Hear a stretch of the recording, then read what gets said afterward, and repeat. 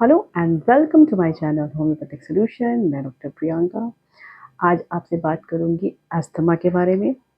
Asthma जो कि एक एलर्जिक कंडीशन होती है हमारे लंग्स की, उसके बारे में आज आपसे बात करूंगी। उसके सिम्टम्स बताऊंगी, वो क्यों होता है। उसके बाद आपको होम्योपैथिक मेडिसिन बताऊंगी और उसे कैसे लेनी है। तो वीडियो आप पूरे लास्ट तक देखिए, आपको सारी इन्फॉर्मेशन मिल जाएंगी। सबसे पहले हमें ये जो अस्थमा होता है, ये एक लॉन्ग टर्म हमारे लंग्स की जो एलर्जी कंडीशन होती है, इसकी वजह से सिम्टम्स आते हैं, जिसे हम अस्थमा कहते हैं। हमारे लंग्स में छोटी छोटी नलियाँ होती हैं, जिनके ब्रांचेस होते हैं, जिनको हम ब्रोंकियोल्स कहते हैं।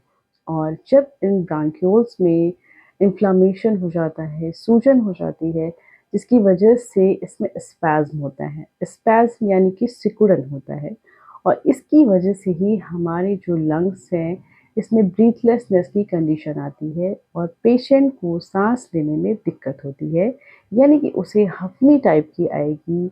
और साथ ही साथ इसमें जो सूजन है, उसकी वजह से, कफ की वजह से एक वीजिंग साउंड आती है, यानी कि सीटी की तरह आवाज़ आती है। ये होता है तब जब पेशेंट एलर्जिक कंडीशन में कांटेक्ट में आता है। अगर पेशेंट डस्ट के कांटेक्ट में आता है, उसे डस्ट से एलर्जी है, तो उसे ये प्रॉब्लम शुरू हो जाएगी।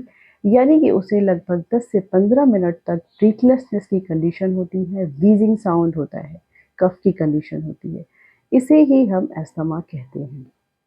अस्थमा के जो पेशेंट्स होते हैं, ये क्योंकि ये जेनेटिक प्रॉब्लम है, साथ ही साथ ये एलर्जी की वजह से भी होता है।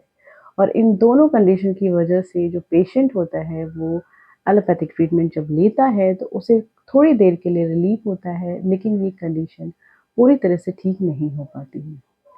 तो आज मैं आपको इसे पूरी तरह से ठीक करने के लिए होम्योपैथिक मेडिसिन बताऊंगी, और उसे यूज़ कैसे करनी है ये भी बताऊंगी। अगर पेशेंट इस मेडिसिन को यूज़ करता है, तो उसे रिलीफ के साथ साथ ये पूरी तरह से ठीक भी हो जाता है। लंबे समय तक इसका ट्रीटमेंट करना होता है। तो सबसे पहले हम जानते हैं कि इसमें कौन कौन सी होम्योपैथिक मेडिसिन डली है और उसका क्या रोल होता है। सबसे पहली जो मेडिसिन होती है, उसका नाम है Blatta orientalis mother tincture. Blatta orientalis mother tincture जो है, वो अस्थमा की सारे सिम्टम्स को ठीक करता है। यानी कि ये ब्रीथलेसनेस की कंडीशन को ठीक करता है, और जो इसमें इन्फ्लामेशन होता है उसे ठीक करता है। ब्लाटा ओरिएंटेलिस लेने से आपको इसमें तुरंत रिलीफ मिलता है। किसी भी पेशेंट को 10 मिनट के अंदर अस्थमा की कंडीशन में रिलीफ मिल जाएगा। अस्थमा के जो पेशेंट्स होते हैं, इनमें जो सिम्टम्स होते हैं वो अलग-अलग समय ड्यूरेशन उनका अलग-अलग होता है। कुछ पेशेंट्स ऐसे होते हैं जिन्हें ये हफ्ते में 1 बार होता है या 2 बार होता है। कुछ पेशेंट्स ऐसे होते हैं जिन्हें ये डेली होता है, जब भी वो एलर्जी कंडीशन में होते हैं। तो ये जो ब्लाटा ओरिएंटेलिस है, ये आप लेंगे अगर, तो आपको तुरंत रिलीफ मिलता है। और लेकिन मैं आज इसे एक कॉम्बिनेशन में बता रही हूँ। तो सबसे पहली मेडिसिन है ब्लाटा ओरिएंटेलिस। दूसरी मेडिसिन है lobelia mother tincture. Lobelia mother tincture जो होती है, वो इसमें जो इन्फ्लामेशन है, जो सूजन है, उसे ठीक करती है, क्योंकि इसकी वजह से ही आपके ब्रोंकियोल्स में सिकुड़न होती है, स्पैज़्म होता है और ब्रीथलेसनेस की कंडीशन होती है। तो जो लोबेलिया है, वो इसके इन्फ्लामेशन और सूजन को कम करता है, जिसकी वजह से आपको इसके सिम्पटम्स में रिलीफ मिलता है। तीसरी मेडिसिन जो है, वो है ग्रैंडिएला। ग्रैंडिएला जो मेडिसिन मदर टिंचर है, वो लंग्स को रिलैक्स करती है, जिसकी वजह से आपको ब्रीथलेसनेस की कंडीशन में आराम होता है। आपका जो व्हीजिंग साउंड है वो कम होता है। चौथी जो मेडिसिन है, उसका नाम है ग्रैंडिएला हो चुकी। अब इसका जो चौथी मेडिसिन है, उसका नाम है aspidosperma. Aspidosperma mother tincture lungs के लिए बहुत अच्छी मेडिसिन है। लंग्स को ये जो ऑक्सीजन लेवल होता है हमारा, उसको बढ़ाती है। ये मेडिसिन अभी जो पैंडेमिक हुई थी, उस कंडीशन में बहुत ज़्यादा यूज़ की गई है, क्योंकि उसमें ऑक्सीजन लेवल सबका डाउन हो रहा था। इस मेडिसिन की कुछ बूंद लेने से जो ऑक्सीजन लेवल है वो अप हो जाता था, और हमारी जो लंग्स को ये मजबूत करता है। तो एस्पिडोस्पर्मा मेडिसिन बहुत ही अच्छी है लंग्स के लिए, एलर्जी को ठीक करती है। जो 5th मेडिसिन है, उसका नाम है pothos mother tincture. Pothos mother tincture जो है ये पूरी तरह से एलर्जी की मेडिसिन है, खास करके डस्ट एलर्जी की। तो इस मेडिसिन को लेने से आपकी एलर्जी ठीक होती है, जिसकी वजह से आपकी जो अस्थमा की कंडीशन होती है उसमें आपको रिलीफ मिलता है। तो इन पांचों मेडिसिन के अलग अलग रोल हैं, इसीलिए इसका एक कॉम्बिनेशन अगर आप यूज़ करेंगे तो आपकी जो भी सिम्टम्स हैं, अस्थमा की जो भी प्रॉब्लम है वो पूरी तरह से ठीक हो जाएगी।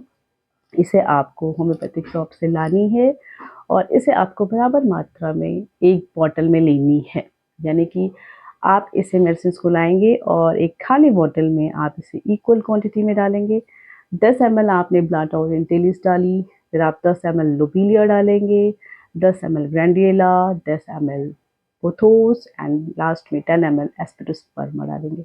इन पांचों मेडिसिन को डालकर आपको अच्छे से इसे मिक्स करना है। मिक्स करने के बाद आपको इसे आधे कप गुनगुने पानी में, बहुत ज़्यादा गर्म नहीं होना चाहिए, आप या तो गुनगुना लें या आप नॉर्मल वाटर भी ले सकते हैं।